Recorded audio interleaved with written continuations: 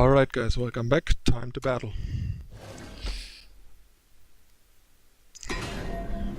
Assemble Voltron and crush some people.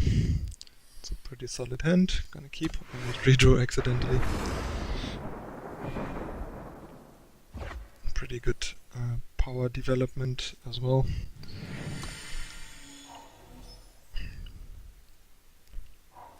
Gonna open with Banner here simply because there's no drawback, and it's nice to have a sigil in hand in case we draw another seed, so we don't have to use our sigil on 2.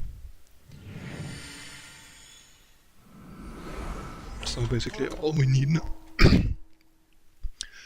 all we need now is another justice for the enforcer, just as I mentioned basically. I think I actually just slap the staff on here and attack. That kind of makes it more likely that he will and has to try and deal with this guy, which makes it more likely that this guy lives, and it's pretty hard for Stone Scar to beat a familiar would help. So that's nice. That is a bit odd, but I'll take it. Ship. Don't think there's much point in hammering here. It's better to split stuff up, especially against the tokens, because he will just block our 8/8 into Oblivion without Overwhelm, so we don't have evolution, so there's not much point.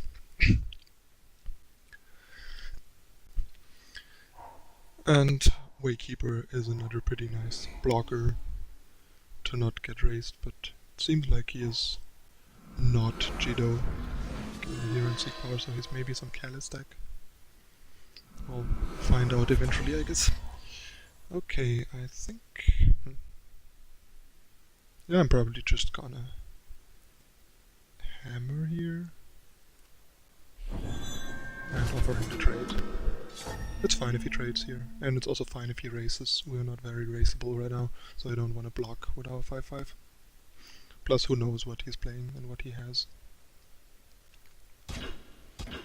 It is a close call between playing Elite here and the Hammer, but I think playing Hammer is a bit better, simply because getting the Hammer trigger off ASAP is pretty good, so we draw into the card that gets the improvement as early in the game as possible, so it can have the most impact on the game. And also playing Hammer gives us 3 more life this turn, 3 more health, while playing the Elite doesn't, so that's why I like that. And here it's a pretty clear and easy Elite into maybe a green power and these 2. And it seems our opponent is very much dead and is playing some kind of sacrifice deck, Callus or Brimstone Altar, I would assume. Alright, we have a 5th power, but no justice. That's kind of what I mentioned in the deck tech. Maybe it's worth it to try and fit another justice in the deck. Maybe cut one of the non-justice sigils, like a primal or a time sigil, and fit a 3rd Seek Power to have an additional justice. And yeah, as you can see, now we're even top 10 masters. Crushed our first opponent successfully.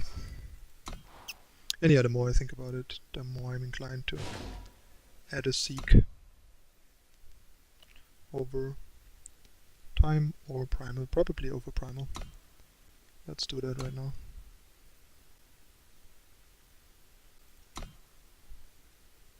I'm gonna do that right now. Yep. Because that happened quite a bunch to me recently, that I had Enforcer in hand and couldn't play it. That's annoying. And the amount of justice that I was running was definitely on the low end with 19. Now we have 20, that's definitely better. 8, 12, yep, 20.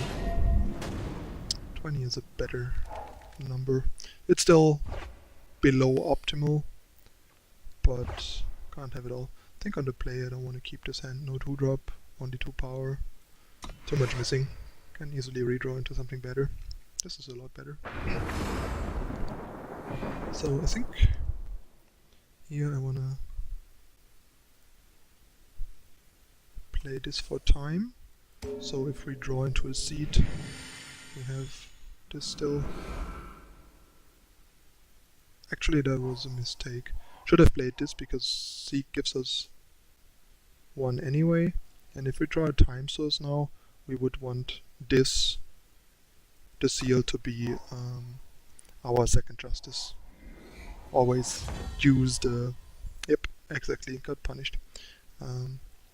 Always use the most flexible source as late as possible until you have the most information.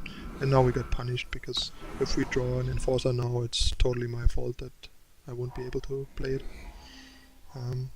Power bases like this with seal and seek and 3 factions and stuff are pretty tricky, and you have to really like pay attention to how you deploy your power, how you develop your influence. That's maybe part of why some people think seal is worse than it is, because if you mess up the way I just did here, then seal obviously feels a lot worse than it is. But if you do it right, it adds a ton to most decks that can afford to run it. I'll talk about that stuff probably in my next Eternal Essentials about power bases, after I've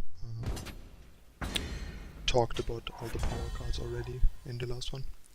And I guess we hope he doesn't have or play Wasp.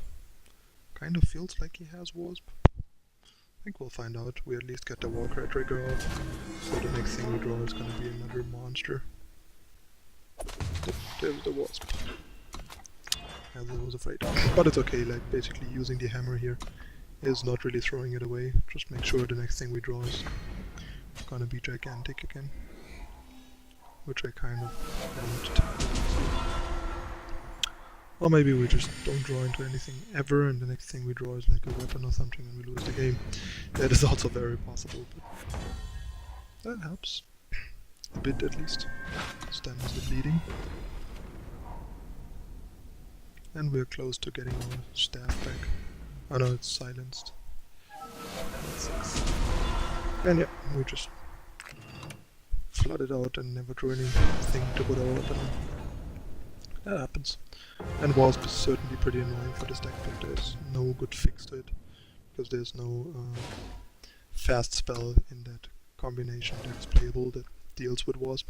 We just don't have Torch. And Permafrost does not help with Wasp. But what can you do? Yeah, that's a pretty decent keep. 2-drop, 4-drop, and a removal, and all factions, all influence. That's pretty good. Once again, I might just not use Seek Power here yet, because... Oh, actually I do have, because now we have 2, 3, 4.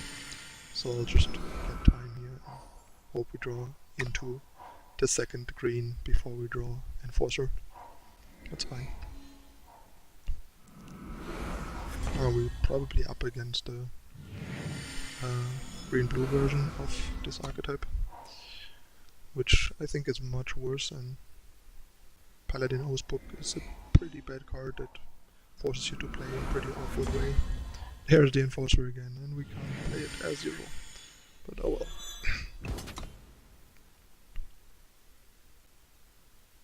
If we draw a Justice next turn, I might just pop the Aegis and Permafrost it, because he's probably gonna play a hammer on it. If not, we maybe just double Permafrost it. Okay, he doesn't do anything meaningful, then we can just ignore it and drop our Elite, which is even better. Ah, nice.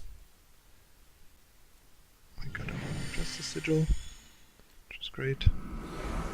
Let's set up some pretty good turn next turn. Can basically shut down 2 of his threats, like Permafrost this, and silence Permafrost and Aegis guy. So we're in a pretty good spot.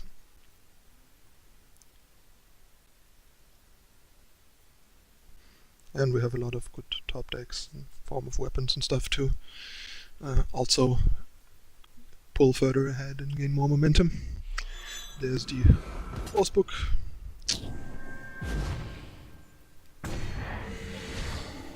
And yeah, I can like always book this stuff like I care. So yeah, I guess what I want to be doing here is silence this, permafrost this, permafrost this, and smash the face.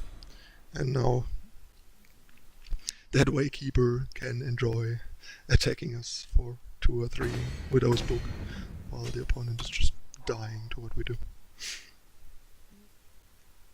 I mean, he's a bit stuck on power, to be fair, but still, just don't like the play pattern that Widow's Book forces you into. It's just not great.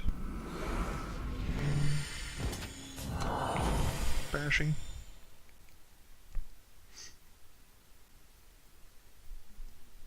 Should have probably not shown him that I don't have a finest hour, because he might think I have one and now he can block this guy with impunity and finest hour if he has one.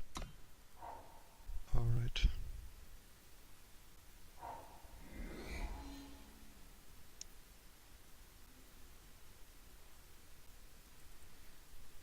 And we got him. Alright, back in top 10. Sweet. Alright, that's the first half of the videos. Of the games. 2-1. Pretty nice performance. Deck showed exactly what it's about, and we also discovered a slight improvement to the power base, which is good. So stay tuned for 3 more games with this fun beatdown deck.